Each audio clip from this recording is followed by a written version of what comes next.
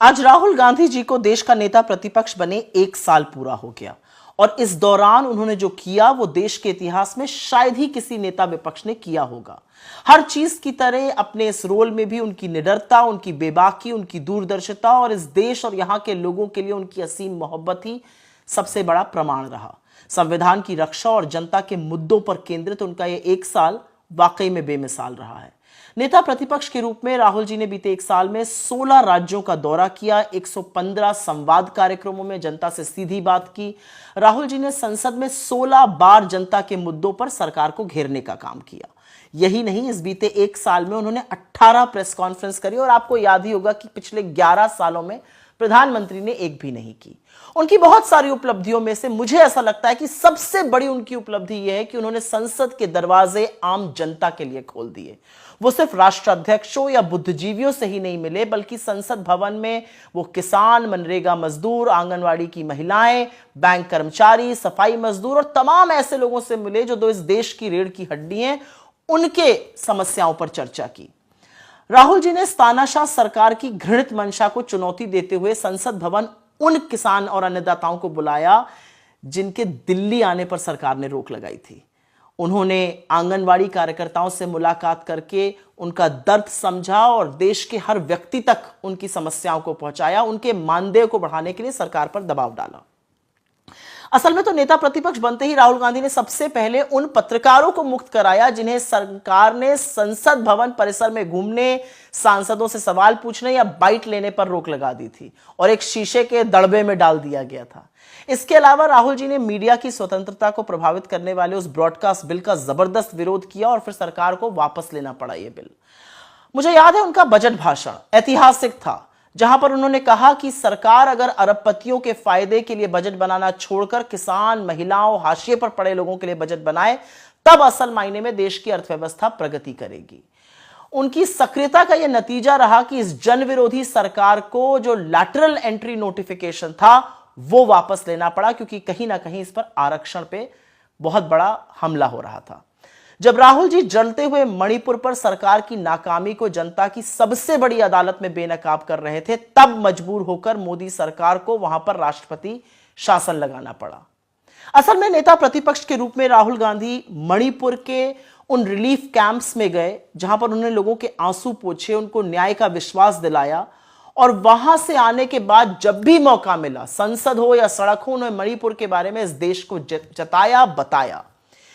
राहुल गांधी जी नेता प्रतिपक्ष के रूप में बहुत सारे अद्भुत काम कर रहे हैं, लेकिन सबसे बड़ी काम और सबसे बड़ी कामयाबी उनकी यह है कि जो 90% पिछड़े, दलित, आदिवासी, महिलाएं, वंचित लोग हैं जो हाशिए पर पड़े हैं, उनके लिए जातिगत जनगणना करने के लिए उन्होंने सरकार को मजबूर किया। वरना मोदी जी तो जाति को मानते ही नहीं है, वो तो इसका बात उठाने वालों को अर्बन नक्सल कहते थे। संविधान के 75 साल पूरे होने पर राहुल गांधी जी ने अपने भाषण से जिस तरह संविधान और मनुस्मृति के बीच के विरोधाभासों को आम जनता तक पहुंचाया, वो काबिले तारीफ रहा। एकलव्य की कहानी कौन भूल सकता है। और तब लोगों को समझ में आया कि बीजेपी को संविधान क्यों चुभता है।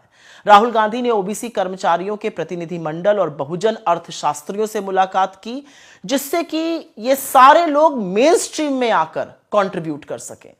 राहुल जी विश्वविद्यालयों, यूनिवर्सिटीज, कॉलेजेस में न्यायपूर्ण शिक्षा व्यवस्था के लिए लगातार प्रयासरत हैं। इसके लिए उन्होंने कांग्रेस शासित प्रदेश, चाहे कर्नाटका हो, तेलंगाना हो, हिमाचल हो, वहां के मुख्यमंत्रियों को पत्र लिखकर रोहित वेमुला एक्ट लागू करने का आग्रह किया।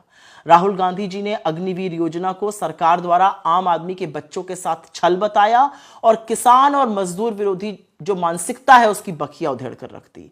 उन्होंने नीट पेपर लीक, कोचिंग घोटाले और प्रवेश टेस्ट घोटाले पर, इस देश के करोड़ों बच्चों के भविष्य पर जो सवाल उठ खड़े हुए हैं, उसके खिलाफ आवाज उठाई। उन्होंने लोको पायलट भर्ती विज्ञापनों पर सवाल उठाकर सरकार को उसको रद्द करने पर मजबूर किया। राहुल गांधी ने संसद में दिए भाषण में प्रोडक्शन और टेक्नोलॉजी पर आधारित भारत की अर्थव्यवस्था के लिए एक ढांचा खींचा, एक बड़ी सी लकीर खींची। अगर सरकार इस मॉडल को अपना ले तो इस देश के हर व्यक्ति का कल्याण हो जाएगा। उन्होंने सदन में हमेशा युवाओं का, बेरोजगारों का, किसानों का और गिग वर्कर्स का जिक्र किया, जिससे उनकी बात जनता तक पहुंचे।